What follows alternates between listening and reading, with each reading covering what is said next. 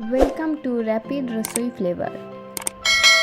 আজকের recipe egg loaf toast. এটার জন্য নিয়ে নেব ব্রাউন ব্রেড প্রায় 4 টুকরো মতো, নেব সুজি আর নেব দুধ আর একটা ডিম। এরপরে ডিমটাকে ফেটিয়ে নেব। আমার কাছে মেশিন আছে তাই মেশিন দিয়ে ফেটালাম, তোমরা চাইলে চামচ দিয়েও ফেটিয়ে নিতে পারো। পরে ফেটিয়ে নেব সুজিটাকে।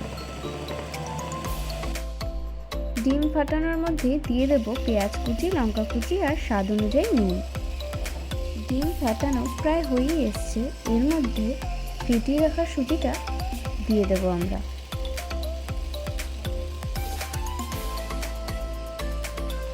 এর মধ্যে আস্তে আস্তে দুধটা ঢালতে থাকবো আর ফেটাতে থাকবো।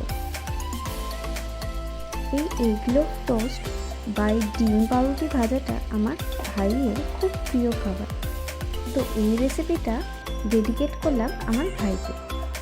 এরপরে কড়াইটা গরম করতে দেব আর তারই মধ্যে দিয়ে দেব 3 থেকে 4 চামচ মতন সাদা তেল।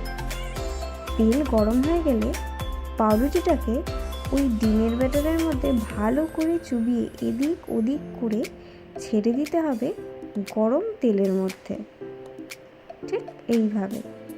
এরপরে ওই ব্যাটারে থাকা কুচনো পেঁয়াজগুলো এই পাউরুটির ওপরে সুন্দর করে সাজিয়ে দিতে হবে। এই একই পদ্ধতিতে পরপর সব পাউরুটির টুকরোগুলোকে সুন্দর করে ডিমের ব্যাটারের মধ্যে চুবিয়ে দিয়ে ভেজে ফেলতে হবে।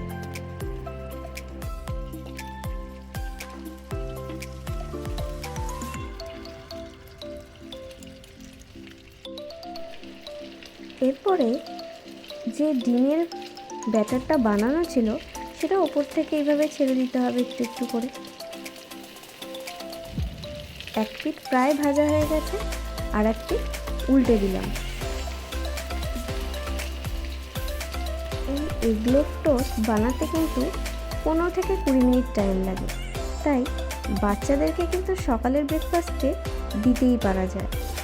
কেমন লাগলো রেসিপিটা সেটা কিন্তু তোমরা সবাই কমেন্ট করে জানাবে, আর বাড়িতে কিন্তু অবশ্যই ট্রাই করবে। টাটা। Thanks for watching.